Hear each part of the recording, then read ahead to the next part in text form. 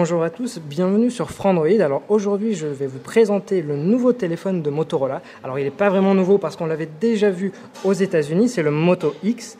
Alors il faut savoir qu'il arrivera en France et même en Europe le 1er février en open market et par exemple chez Amazon. Alors dans un premier temps il sera bien évidemment en précommande.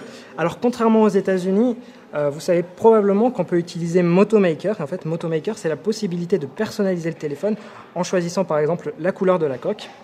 En France, ce ne sera pas du tout le cas parce que vous aurez soit le choix entre le modèle blanc, soit entre le modèle noir. En termes de design, vous remarquerez peut-être une certaine ressemblance avec le Moto G. Alors le Moto G, il est disponible depuis quelques semaines en France. La principale différence que l'on voit à l'œil, c'est par exemple le haut-parleur qui n'est pas situé du même côté, mais surtout la texture sur le dos. Alors précisément, en termes de caractéristiques techniques, il faut dire qu'on n'est pas au niveau d'un Nexus 5, mais à la limite, on va dire c'est pas très grave. Donc le processeur, c'est un S4 Pro de chez Qualcomm, qui est un double cœur. Il est accompagné de 2 Go de RAM et d'une mémoire interne de 16 Go. Alors comme les Nexus, il n'a pas de lecteur de carte micro SD, c'est un petit dommage, et l'accès à la batterie n'est pas possible. Pour ce qui est de la carte SIM, on la retrouve sur le côté, c'est même une carte micro SIM. Alors sur le Moto G, on avait justement accès à la coque, mais pas à la batterie. Ici, c'est absolument rien, tout se fait depuis l'extérieur. Alors si on regarde plus précisément le téléphone, on a sur le devant un écran de 4,7 pouces avec une définition HD, c'est-à-dire du 1920 par 720 pixels. Sur le devant, on va retrouver par exemple un capteur de 2 mégapixels avec des capteurs de luminosité et de proximité. Et sur le bas, un petit micro. Et en fait, ce petit micro, il sera utile pour une fonctionnalité que je vous présenterai tout à l'heure. Alors sur le côté, on retrouve les touches on-off et du volume. Sur le bas, le micro USB 2.0 qui sert à la fois à recharger et à transférer des données depuis un ordinateur par exemple. Donc sur ce côté-là, on en a déjà parlé, c'est la carte micro SIM. Et sur le dessus, c'est le jack de 3,5 mm. Sur le dos, c'est un capteur photo de 10 mégapixels que l'on retrouve avec un flash et le haut-parleur. Et ici, à nouveau, le logo de Motorola et encore une fois, un micro. Donc on va s'intéresser maintenant à la partie logicielle qui est donc sous KitKat et plus précisément la version 4.4.2. Donc ce qu'il faut savoir avec Motorola, c'est que vu que l'entreprise appartient maintenant à Google, on a une expérience qui est très très proche de ce qu'on a de base. Par exemple, sur le bureau, on remarque les touches qui sont transparentes et sur le dessus, les notifications également. En fait, ce qui fait la force de ce Moto G, c'est 3 fonctionnalités principales. Alors, la première, c'est lié à la caméra. Alors, il suffit juste de faire ça.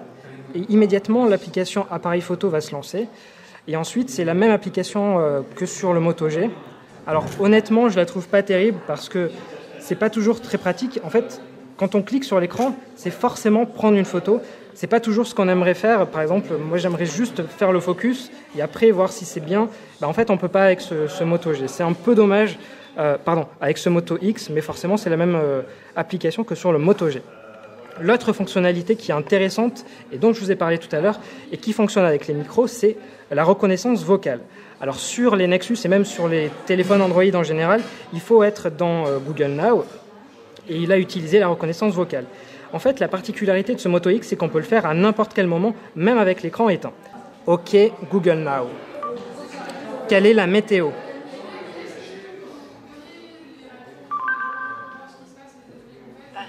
La température est de 7 degrés avec un ciel principalement nuageux.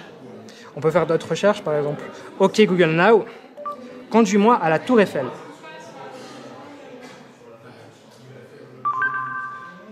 Calcul d'itinéraire. Et en fait, on voit justement l'interaction avec tout l'écosystème de chez Google.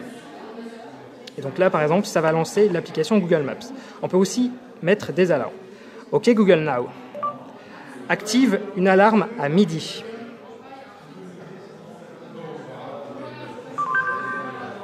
Activation de l'alarme. Donc voilà, il y a plein de recherches. C'est en fait les mêmes fonctionnalités que sur Google Now, sachant que, bien évidemment, vu que ça fonctionne à partir du cloud, et oui, parce que cette fonctionnalité Google Now, elle ne va marcher que si vous êtes connecté à Internet, Et bien en fait, ce Google Now, il va évoluer sans que vous ayez besoin de faire des mises à jour.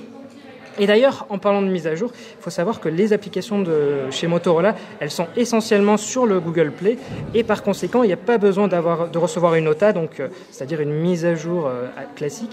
Tout se fait depuis le Play Store et donc c'est beaucoup plus rapide pour justement corriger les bugs ou justement ajouter des nouvelles fonctionnalités. Une troisième fonctionnalité, c'est Moto Assist qu'on retrouve également sur le Moto G. Donc en fait, c'est associer des événements à des actions. Par exemple, vous êtes au volant, vous voulez lancer la musique. Vous êtes en réunion, vous ne voulez pas qu'on vous appelle. Donc ça, c'est relativement pratique. Ensuite, la dernière fonctionnalité, elle fonctionne grâce à cet écran qui est donc AMOLED de 4,7 pouces. Donc ça s'appelle Active Notification. Comme vous pouvez le voir, ça affiche ici l'heure avec la possibilité de déverrouiller. Mais si j'avais des notifications, ça me permettrait de les voir. Alors pourquoi justement c'est possible avec cet écran AMOLED ? Simplement parce que cette technologie d'écran, elle ne consomme que lorsque les pixels sont allumés. Et vu que les noirs sont éteints, il y a quand même une grande économie d'énergie et c'est très intelligent de la part de Motorola de faire ça. Pour conclure cette prise en main, il faut dire que ce Moto X est vraiment une très très bonne surprise. Moi, le seul petit défaut que je lui trouve, c'est son prix, donc de 429 €. Alors j'espère que comme aux États-Unis, ils vont faire des offres où en achetant telle ou telle chose à côté, ça va faire une petite réduction. Par exemple, je sais qu'en ce moment, il y a un Chromecast qui est offert avec. Merci à tous d'avoir regardé cette vidéo. N'hésitez surtout pas si vous avez des questions, sachant qu'on l'aura très prochainement en test. À ce moment-là, on pourra vraiment découvrir toutes les fonctionnalités parce que là, on l'a eu que quelques minutes en main.